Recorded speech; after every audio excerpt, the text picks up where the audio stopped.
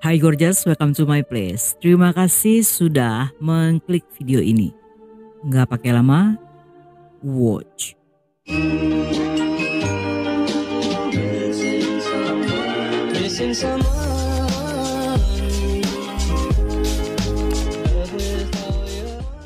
Pada 17 Juli 2023 sekitar jam 7 pagi, di tengah hiruk-pikuk aktivitas masyarakat di kota Cebu, Filipina, ada sebuah kotak kardus besar tergeletak di pinggir jalan yang menarik perhatian warga sekitar. Awalnya orang-orang yang melewati jalan tersebut mengabaikannya dan mengira bahwa itu hanyalah sebuah kardus biasa yang mungkin terjatuh dari mobil pengiriman atau bahkan barang bekas yang dibuang dengan sengaja. Namun beberapa waktu setelahnya, kardus tersebut mulai dikerubungi oleh lalat. Meskipun hal ini terlihat aneh, tetapi tidak seorang pun yang berani memeriksanya. Hingga jam 1 siang, seorang penyapu jalan memutuskan untuk memindahkan kardus itu. Tetapi karena benda tersebut cukup besar dan terlihat berat, sehingga dia meminta bantuan pada seorang penjaga keamanan desa. Namun saat mereka akan mengangkatnya, tiba-tiba dari salah satu bagian kardus yang terbuka, ada sebuah lengan menjulur keluar dari dalam sana. Hal ini membuat mereka kaget dan segera berlari melapor ke balai desa.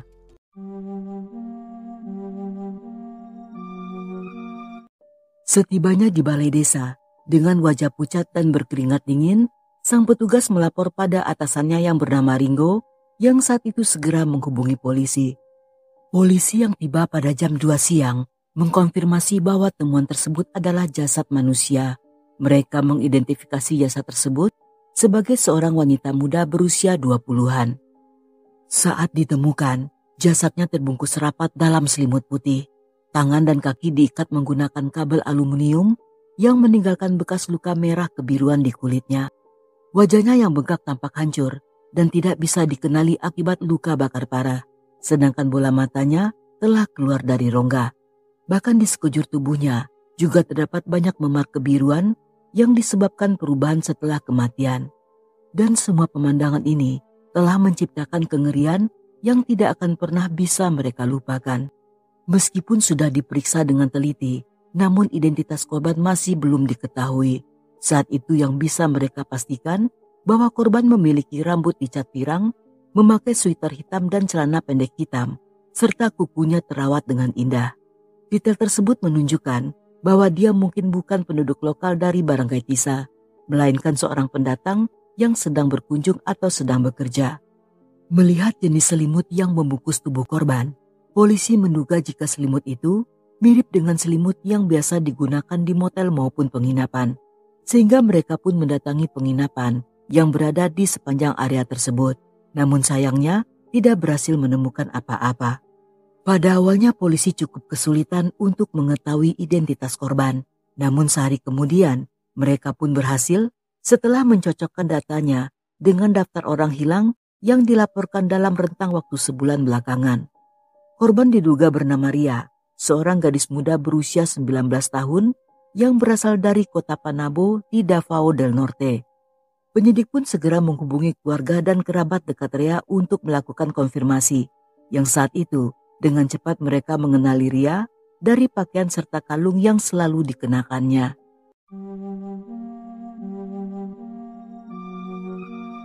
Ria adalah anak bungsu dari 3 bersaudara yang merupakan putri dari Romeo dan Maria. Sejak kecil, dia dikenal sebagai anak baik serta penurut yang selalu mengutamakan kepentingan keluarga. Walaupun tumbuh dalam keluarga yang berantakan, tetapi Ria sangat perhatian dan suka membantu orang lain. Gadis itu sangat dicintai oleh orang tua dan kedua saudarinya yang bernama Rosie dan Grace. Saat kuliah, Ria tinggal bersama Rosie yang merupakan kakak tertua. Mereka tinggal di kota Panabo, tempat di mana sang kakak memiliki sebuah bisnis. Karena Rosie sibuk bekerja, sehingga selama berada di sana, Ria pun selalu membantu untuk merawat keponakannya. Yang karena hal inilah, Rosie sangat berterima kasih atas bantuan adiknya, dan dia pun menanggung semua biaya kehidupan Ria hingga ke bangku kuliah. Menurut sang ayah, Ria bertekad untuk lulus kuliah demi membantu keluarganya dan agar tidak terlalu lama merepotkan kedua kakaknya. Di saat kuliah, pada awalnya Ria yang bercita-cita ingin menjadi polisi, saat itu mengambil jurusan kriminologi. Namun setelah beberapa waktu, dia memutuskan berhenti kuliah agar lebih cepat untuk mencari pekerjaan. Hal ini tentunya ditentang oleh keluarga mereka, namun Rea berhasil meyakinkan dengan alasan ingin mengumpulkan uang dan bisa membiayai kuliahnya. Selain itu dia ingin mandiri, serta tidak mau terlalu lama menjadi beban keluarga. Walaupun kedua saudarinya ragu dengan keputusan tersebut, tetapi melihat tekad Rea yang begitu besar, pada akhirnya mereka pun mengalah. Kepada Rosie dan Grace, Rea mengaku akan bekerja di bidang pariwisata di kota Davao City. Namun pada hari keberangkatan, gadis itu ternyata tidak berangkat ke Davao, melainkan menaiki pesawat menuju ke Cebu City, yang di sana dia akan bertemu dengan salah seorang temannya yang bernama Jewel. Mengenai keputusan tersebut, Rea tidak memberitahu keluarganya, karena jika mereka mengetahui bahwa di kota ini dia akan bekerja di tempat hiburan, selain tidak akan diizinkan, kedua kakaknya tentu juga akan menjadi murka. Setibanya di Cebu, Rea yang berwajah manis dengan tubuh mungil, mulai bekerja di sebuah bar dan restoran yang berlokasi di area Mandau. Di sini untuk sementara waktu, dia tinggal dalam sebuah asrama bersama dengan para karyawan lainnya. Dan selang beberapa waktu kemudian, Rea pun pindah dan tinggal bersama Jewel di sebuah kos-kosan di daerah Barangay Lok, yang lokasi tersebut berada cukup dekat dari bar tempat mereka bekerja. Selama sebulan berada di sana, Rea beberapa kali menghubungi kedua kakaknya dan berusaha meyakinkan mereka bahwa dia baik-baik saja serta menyukai pekerjaannya. Kabar ini membuat Rosie dan Grace cukup senang. Mereka berharap sang adik kesayangan akan mendapatkan apa yang menjadi cita-citanya. Namun mereka tidak pernah menduga bahwa Rea yang dicintai akan segera pulang dalam sebuah peti mati.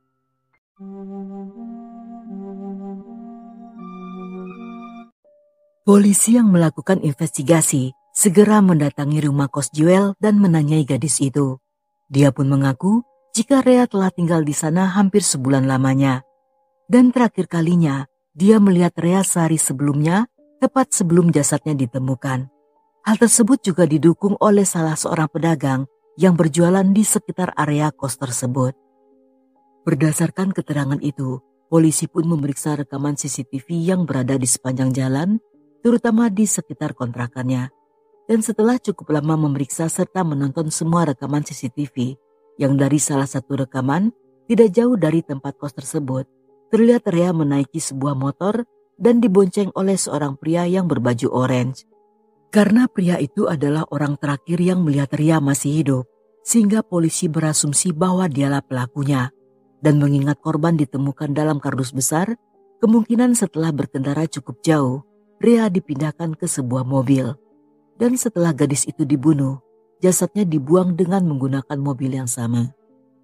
Dalam rekaman di sepanjang jalan, diketahui motor tersebut berkendara dengan rute menuju Jalan Pancing Dait di Barangay Mambolo yang dilanjutkan ke daerah Escario.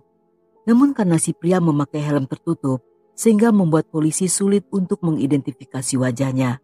Untuk menemukan pria itu, mereka pun mengirimkan rekaman CCTV tersebut untuk diproses oleh Regional Unit Anti-Cybercrime yang bertujuan agar bisa meningkatkan kualitas gambar dan menemukan identitas si pria serta plat motor tersebut. Tetapi lagi-lagi, saat itu mereka belum berhasil menemukan petunjuk apapun. Di saat bersamaan, forensik yang telah melakukan otopsi menyatakan bahwa penyebab kematian korban akibat dicekik. Sedangkan wajahnya bukan terbakar cairan asam, melainkan hancur karena dipukuli dengan brutal, serta mengalami pembusukan parah dalam waktu 24 jam. Terutama saat dimasukkan dalam kardus, posisi wajah korban berada di bagian bawah, terhimpit oleh tubuhnya yang disusun dalam pose janin. Dalam masa-masa ini, polisi yang mengalami kesulitan tiba-tiba mendapat petunjuk penting. Tepat 10 hari setelah penemuan jasad, seorang pria mendatangi kantor polisi dan menyerahkan ponsel milik Rea yang sebelumnya tidak ditemukan di TKP. Si pria sebut saja bernama Anton, mengaku telah membeli ponsel itu dari seorang pria tidak dikenal saat dia berada di sekitar area Carbon Public Market. Namun saat dia memeriksa isi ponsel dan menemukan banyak foto Rea di dalam galeri, seketika dia teringat dengan kasus tersebut. Karena takut dan tidak ingin terlibat, Anton pun segera melapor pada polisi.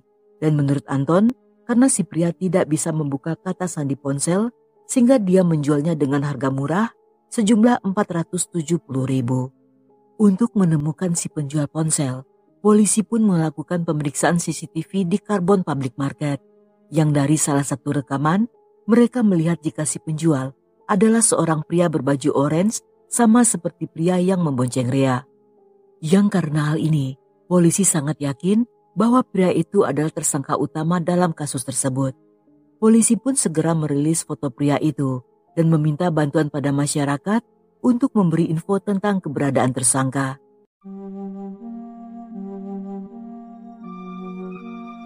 Dua hari kemudian, polisi mendapat laporan dari warga di daerah Guadalupe tentang seorang pria yang membuat kekacauan sambil membawa sebuah senti. Mereka pun segera menangkap pria itu dan dibawa ke kantor polisi. Pria berusia 22 tahun itu bernama Simeon yang merupakan seorang kuli bangunan. Pada awalnya, dia akan didakwa atas kepemilikan senti ilegal, namun tiba-tiba polisi menyadari jika pria itu adalah orang yang sama dengan pria yang menjual ponsel Rea di pasar Karbon. Saat ditanyai, Simeon menyangkal tuduhan tersebut serta mengaku tidak mengenal Rea. Tetapi saat diperlihatkan CCTV dari pasar Karbon, walaupun pada akhirnya dia mengaku jika dirinya lah yang berada dalam rekaman tersebut, namun dia menyangkal tuduhan sebagai pembunuh Rea. Menurut Simeon, ponsel itu dia dapatkan dari tetangganya yang bernama Gabison yang memerintahkan untuk membuka kata sandi atau menjualnya. Setelah beberapa kali mencoba dan tidak berhasil memecahkan sandi, pada akhirnya Simeon menjual ponsel tersebut dan setelahnya Gabison memberi upah sebesar 140.000. Dia bahkan bersikeras mengaku tidak tahu bahwa ponsel tersebut merupakan milik Rea, dan ketika mengetahui jika polisi sedang mencarinya, Simeon yang takut terlibat memutuskan untuk tidak melapor atau menyerahkan diri. Dalam interogasi lanjutan, Simeon mengatakan bahwa sehari sebelum Rea ditemukan, dia sempat melihat dengan jelas ketika Gabison terlibat pertengkaran dengan seorang wanita muda. Mereka bertengkar di dekat sebuah sekolah dasar barangay Guadalupe yang di sanalah Gabison mencekik gadis itu hingga tewas. Dengan adanya kesaksian tersebut, keesokan hari sekitar jam 7 pagi, polisi pun menangkap Gabison saat pria itu sedang berada di rumahnya. Namun saat diinterogasi, Gabison tampak bingung dan mengaku tidak mengenal Rea serta tidak pernah berurusan dengan Simeon. Sehingga untuk memastikan hal ini, 4 hari setelah penangkapan tersebut, polisi pun mengambil sampel DNA dari kedua pria itu untuk dilakukan pemeriksaan lebih lanjut. Dalam masa-masa ini, banyak spekulasi bermunculan tentang kasus tersebut, terutama dari emak-emak Facebook yang menghayal menjadi detektif Conan. Dengan memakai seragam kerajaan berupa daster ketek robek, mereka dengan hebohnya bergosip serta menduga-duga siapa pelaku sebenarnya. Dan selain mereka, di media sosial juga dipenuhi dengan berbagai spekulasi atas kasus ini. Hingga beberapa hari kemudian, seorang pria sebut saja bernama Ujang muncul di sebuah acara radio. Ujang yang bekerja sebagai sopir taksi mengaku jika pada hari ditemukannya jasad Rea, dia sempat mengantar 2 penumpang wanita dan pria yang tampak mencurigakan. Walaupun saat itu dia tidak terlalu memperhatikan si pria, tetapi dia mengingat si wanita yang dideskripsikan sebagai wanita muda berusia awal 20-an, memiliki tato dan membawa sebuah kardus berukuran besar. Karena ciri-ciri tersebut mirip dengan ciri-ciri Jewel, sehingga kesaksian ini semakin memicu spekulasi liar di media sosial.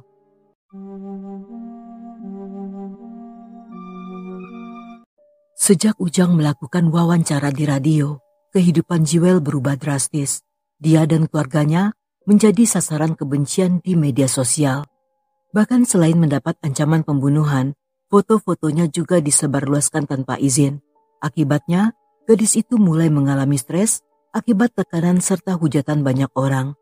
Merasa namanya telah tercemar, Jewel pun mendatangi kepolisian Cebu. Dengan wajah tertekan, dia membantah semua tuduhan yang mengaitkannya dengan kasus Rea serta meminta agar namanya dibersihkan. Dia juga memiliki alibi kuat karena sehari sebelum Rea ditemukan, dia telah berhenti bekerja dari Bas As Fortuna. Sehingga saat itu, dia selalu berada di rumah dan tidak pernah pergi kemana-mana. Hal ini juga disaksikan oleh para tetangga yang memastikan bahwa Jewel tidak pernah meninggalkan kamar kosnya. Dia juga membantah bahwa dia pernah berada di sekitar rute tempat jasad Rea ditemukan. Karena telah dirugikan dan difitnah, Jewel dan orang tuanya mulai mempertimbangkan untuk menuntut Ujang. Mereka tidak terima dengan tuduhan palsu yang telah merusak reputasi keluarganya. Menanggapi hal ini, polisi meminta pada orang-orang yang memiliki info tentang kasus Rea untuk melapor secara langsung pada polisi. Dan untuk menghindari kekacauan seperti yang terjadi pada Jewel, polisi melarang mereka untuk datang ke media, radio, ataupun media sosial.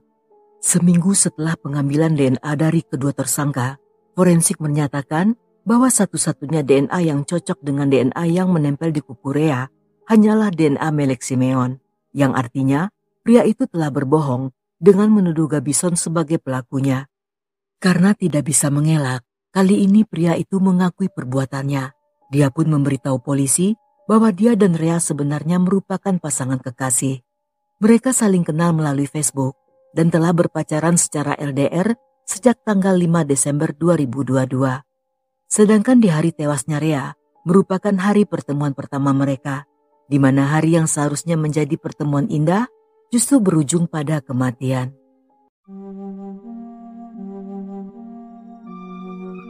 Di hari kejadian, mereka sepakat untuk bertemu pada jam 6 pagi, yang setelahnya Simeon membawa gadis itu ke rumah kontrakannya yang berada di daerah Barangay Guadalupe. Awalnya pertemuan tersebut berjalan lancar, namun entah bagaimana caranya, tiba-tiba Simeon mengetahui bahwa Rea memiliki beberapa akun Facebook untuk menerima pesan dari laki-laki lain. Simeon yang cemburu seketika menjadi marah, karena selama berpacaran, setiap bulannya dia telah mengirim uang pada Rea, sedangkan gajinya sebagai kuli tidak seberapa, sehingga Simeon sendiri harus bersusah payah hidup irit demi mengirim uang untuk sang kekasih. Dan dia juga sangat kesal saat mengetahui bahwa Rea telah berhenti kuliah dan tanpa memberitahu, tiba-tiba telah pindah ke Cebu. Setiap hari dia membanting tulang di proyek konstruksi dan hanya digaji sebanyak 110.000 per harinya. Dan Simeon semakin murka ketika saat itu Rea dalam kondisi mabuk dan di dalam tasnya ditemukan peralatan narkoboy. Dia juga sangat kesal karena uang hasil jeripayahnya yang dikirim untuk membantu kuliah serta untuk tabungan masa depan mereka ternyata telah disalahgunakan. Namun saat itu Rea justru menertawakannya, yang hal ini membuat Simeon sakit hati sehingga tanpa berpikir panjang dia pun mencekik Rea hingga gadis itu tewas di tempat. Walaupun saat itu Rea tidak berteriak, namun gadis itu sempat berusaha menahan dengan cara mencengkram tangan Simeon. Yang karena hal inilah, di bawah kukunya terdapat DNA milik pria itu. Melihat sang kekasih telah tewas, Simeon pun segera mengikat tangan dan membungkus tubuh gadis itu dengan menggunakan selimut sebelum akhirnya dimasukkan ke dalam kardus. Setelahnya dia membawa kardus tersebut menggunakan motor dan membuangnya pada jam 10 malam di semak-semak pinggir jalan di daerah Barangay Tisa.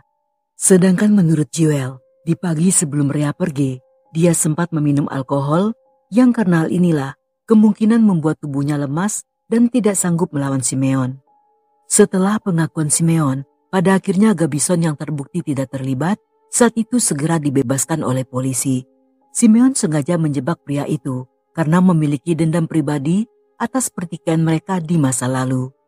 Selain itu, polisi juga menyatakan bahwa Jewel sama sekali tidak terkait dengan kasus tewasnya Rea dan pengakuan sang sopir taksi sama sekali tidak bisa dibuktikan kebenarannya. Di tanggal 11 Agustus, seorang pria bernama Marjun mendatangi kantor polisi dan mengklaim jika dialah pria berbaju oranye yang membonceng Rea dan terekam dalam CCTV. Marjun bekerja sebagai driver online dan di pagi itu disewa Rea sejumlah 81.000 untuk mengantarnya ke rumah Simeon. Mereka sempat tersesat mencari alamat dan setelah bertanya sana-sini, Rea berhasil menemukan rumah pria itu. Dan setelah menurunkan Rea di alamat yang tepat, Marjun pun segera meninggalkan lokasi tersebut. Saat itu Marjun mengaku bahwa selama ini tidak melapor pada polisi bukan karena dirinya menghindar, melainkan karena tidak tahu jika dirinya sedang dicari polisi.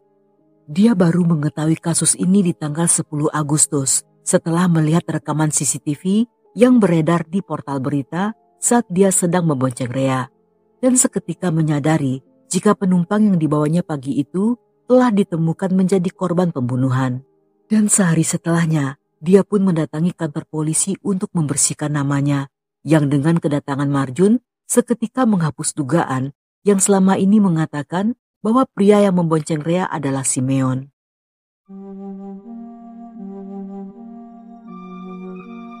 Dalam pemeriksaan lanjutan pada CCTV di sekitar Barangay Tisa, polisi menemukan bahwa pada saat membawa kardus tersebut, Simeon berkendara dengan ditemani oleh seorang pemuda. Pada awalnya dia tidak mau memberitahu siapa pemuda itu, namun setelah diperiksa, pemuda itu adalah adik laki-lakinya yang sebut saja bernama Udin dan masih berusia 15 tahun. Polisi pun segera menangkap Udin yang dalam interogasi mengaku telah mengantar abangnya untuk membuang kardus tersebut. Namun pada saat itu, dia tidak tahu bahwa kardus tersebut berisikan jasad manusia karena Simeon hanya mengatakan kardus itu berisi pakaian bekas serta barang-barang tidak berguna lainnya. Mereka pun berkendara ke beberapa tempat sebelum akhirnya membuang kardus itu di pinggir jalan raya Barangay Tisa. Sedangkan menurut pengakuan ibu Simeon sebut saja bernama Ruby, pada hari kejadian itu, dia telah meninggalkan rumah sejak pagi untuk menemui seorang kenalan. Dan dia tidak tahu bahwa setelah kepergiannya, sang putra membawa seorang wanita masuk ke dalam rumah. Namun ketika dia kembali ke rumah untuk memasak sarapan, saat itu Simeon keluar dari kamar dengan kondisi tubuh berkeringat deras.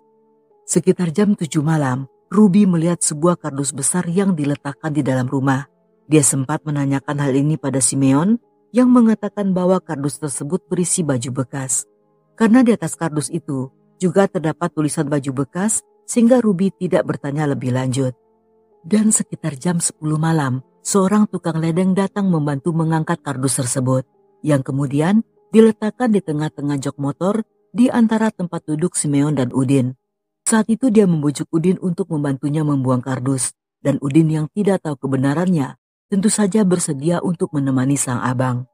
4 hari setelah pengakuan Simeon, polisi pun memberitahu keluarga Rea tentang hasil temuan mereka, termasuk dengan menunjukkan barang bukti berupa jaket yang dipakai Simeon dan Udin saat mereka berkendara membuang kardus tersebut. Namun keluarga Rea membantah perkataan Simeon yang mengaku memiliki hubungan dengan Rea. Mereka bahkan mempertanyakan kebenaran dari pernyataan pria itu tentang biaya mengirim kuliah untuk Rea. Menurut sang kakak Rosie, dia dan Grace selama ini selalu memenuhi kebutuhan sang adik dan memastikan bahwa Rea tidak pernah kekurangan apa-apa, sehingga sangat janggal ketika mendengar pengakuan Simeon yang mengirim uang setiap bulan. Saat itu mereka bahkan menduga bahwa Simeon telah berbohong dengan memberikan kesaksian palsu untuk menutupi motif yang sebenarnya. Dan secara terang-terangan, mereka pun mengkritik kasus tersebut yang kemungkinan proses penyidikan tidak dilakukan secara mendalam. Saat itu Rosie menuntut polisi untuk menemukan bukti kebenaran tentang hubungan Simeon dan Rea, serta bukti transfer jika seandainya benar setiap bulannya pria itu telah mengirim uang. Tetapi sayangnya mereka harus kecewa karena menurut polisi pelaku telah ditemukan dan kasus telah ditutup.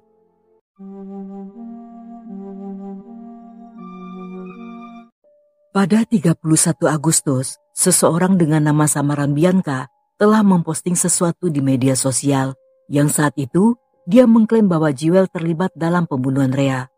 Namun hal ini dibantah oleh Simeon yang mengaku tidak mengenal Jewel.